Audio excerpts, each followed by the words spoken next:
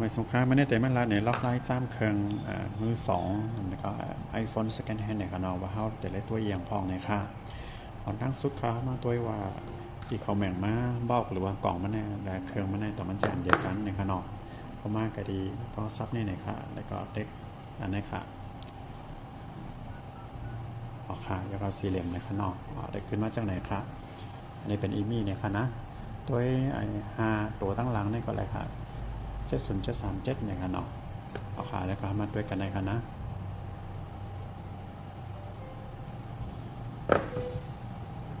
เอาขา70.37นะครับเนาะจากนั้นเครื่องในอันเดียวกันนะครับเนาะขาไปแล้วก็เขาจะด้วยว่าสายที่เขาแบ่งมาในดอกใจอันเต้มันนะครับพอเขาหัวแต่จ้ำจากไหนขนาดเขาก็หาไอ้ที่มันเป็นสันแรกหรือแม่เหล็กนะครับนะก็มาจ้ำติดด้วยกันในในขนาดพอมันติดจากไหนเนี่ยก็เป็นอันเต้มันค่ะเพื่อเช็คว่าต้องมีเข็มเชื่อมอย่างมากในขนาดเข็มจิ้มซิมในขนาดเดียวซิมออกค่ะจังข้างในแบบนี้เนี่ยค่ะนะออกค่ะพอเขาด้วยกันในย่อเนี่ยครับมาด้วยว่าเครื่องแน่ต้องมันเป็นเครื่องที่ขายที่เป็นขายทั่วไปมันในขนาดว่าเป็นเมืองไทยก่อนในขนาดโดยเข้ากันในค่าการตั้งค่าในขนาดข่าวการตั้งค่ามาดีไปเนี่ยค่ะแล้วก็เกี่ยวกับในขนาดด้วยกันในคันเล็กโมเดลในขนาดตั้งน้ำต้องเป็นแต่ละเป็น M เนี่ยค่ะแล้วก็กันในก็จะเป็น TH เนี่ยค่ะนะเอาค่ะพอตั้งน้ำใจตัว M ในเต็มใจเครื่องนี้เป็นขายกันเด็ดๆเนี่ยค่ะเนาะมันจะเป็นมีเครื่องที่เอาค่ะเข้าสู่นอกและเครื่องใหม่มากนั้นก็เป็นเครื่อง reverse speed อันเต้และอันเจนเต้มันเนี่ยค่ะเนาะแล้วก็พอเป็นเครื่องนี้ขายเมืองไทยก็เด็ดตั้งหลังจะเป็น TH/A เนี่ยค่ะนะเอาค่ะพอเขาเจ็ดตัวอันนี้เอาเมนูเนี่ยเข้ามาด้วยดีเครื่องมันมีห้อยสังเนี่ยค่ะเนาะกับลูกตัวทั้งหมดเนี่ยค่ะขาปยอกับเขาเด็กด้วยเนี่ยครับดีมันมีปุ่มตั้งนอกในมีหลายปุ่มเขาเด็กด้วยกวนนะครับเนาะวัดใจอะไรเนี่ยกันนะ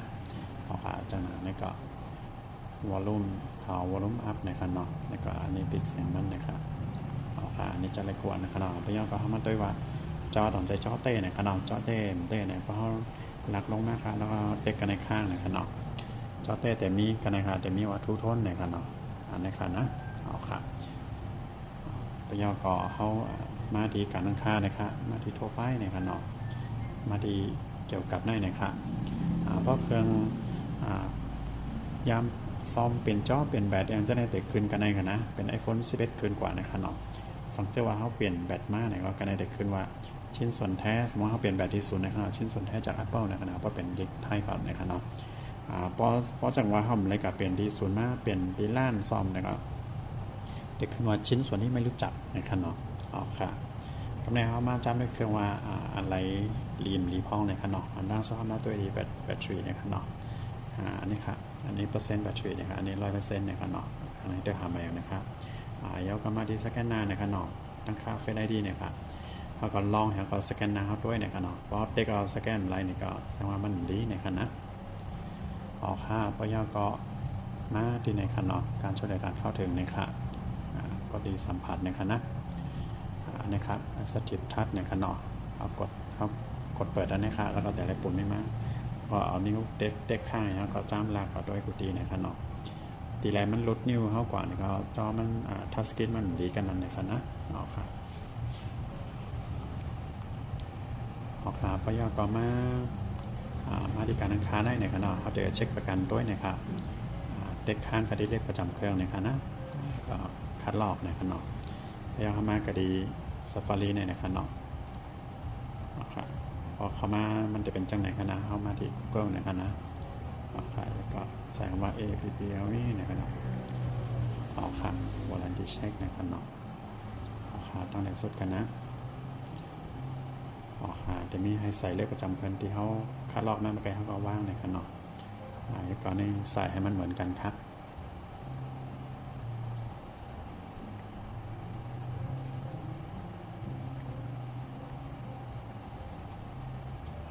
แต่ขึ้นมาจากไหนในคะเนาะอันนี้ประกันถึงวันที่4 เดือน 6 ปีหน้าในคะนะ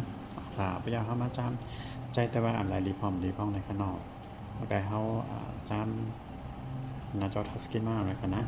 ก็ไม่ขึ้นมาแทงแต่มีเสียงในคะเนาะตามโดยเสียงค่ะ เสียงลำโพงแต่มีกันในหนึ่งอันนะครับเนาะแล้วก็มีกันในจำถ่อมด้วยทั้งสองผ่านนี่ครับถ่อมมันแตกนะครับเนาะค่ะไปย่อก็เขาก็มาเปิดต่อ Wi-Fi นะครับเนาะแล้วก็จำเปิดแลปิกบลูทูธด้วยนะครับพอปิกแลเปิดไลก็รีวิวนะครับเนาะไปย่อก็จะ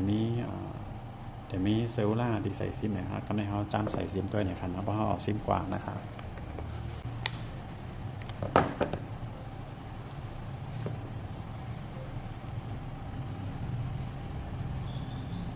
ใส่ซิมด้วยว่าต้องคืนสัญญาณในขนมเอาขาอันนี้เต็มหมดในขณะเอาขาแทงเมลในขณะเพราะเขาถอดซิมอันนี้ในขณะมันแต่มีอีมี่หมายเลขเครื่องมันอยู่กันในขณะมันจะเป็นตัวเลขนะขณะเขาก็ตัวว่าต้องมันเหมือนกันตั้งที่กล่องในที่เครื่องมันในขณะเอาขาจังไหนครับเพราะจำยอก็ในมาทางนอกเนี่ยค่ะเนาะเขาก็จำด้วยว่ากองมันใจอะไรมันใจอะไรเนี่ยกันนะจำถ่ายรูปค่ะแล้วก็จำโฟกัสเนี่ยค่ะเนาะเด็กโฟกัสจังไหนครับต้องโฟกัสอะไรโฟกัสอะไรเนี่ยค่ะนะตามกดถ่ายแบบนี้2เล่นนะครับแล้วก็กดถ่ายวิดีโอด้วยเนี่ยค่ะเนาะในออโต้โฟกัสเนี่ยค่ะนะพยอก็เอามาแล้วก็จำกองหน้าในค่ะเนาะพอเขาจำกันในย่อเนี่ยก็ด้วยว่าแฟดมันแจ้แรมใช่อะไรในขนาดไฟฉายในกันนะพยอก็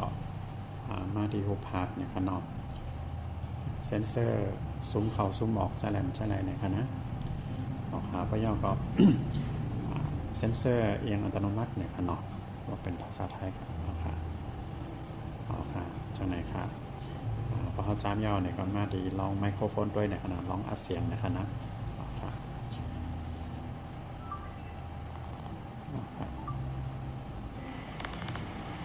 นี่จะอะไรขนมแล้วก็เข้ามาดีเขียนคิดแน่นะครับต้องจะอะไรในคณะ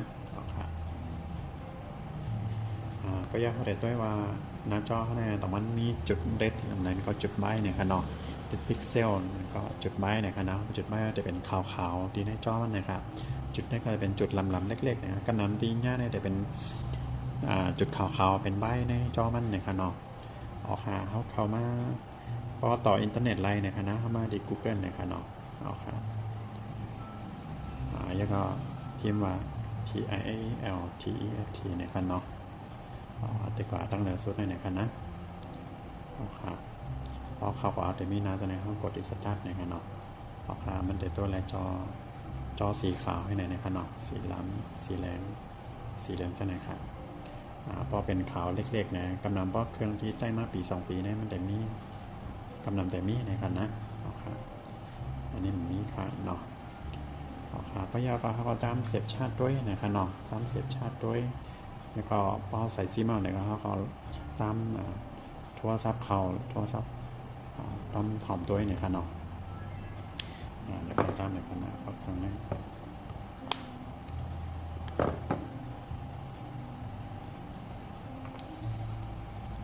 ก็ใส่ซิมทั่วเขาทั่วออกได้เนี่ยค่ะนะจังนั้นนะครับเพราะเขาโทษในขณะเพราะเขาเอามาถ่อมดีหูเฮาเนี่ยครับมันโหลดรายรับคณะป้อมรับในมันแต่หลีในขณะปัญหาว่าเซนเซอร์มันกันได้ในขณะอะไรครับจำมันเลยครับประโยชน์เราจำถ่อมด้วยว่าดีเขาอบและดีมันถ่อมเนี่ยเสียงมันต้องแจ้งหลีในขณะออกหน้าค่ะจังเหตุก็ใครหัวอะไรเพิ่มเติมเนี่ยก็ตักมาในคอมเมนต์เลยค่ะไม่สงค่ะ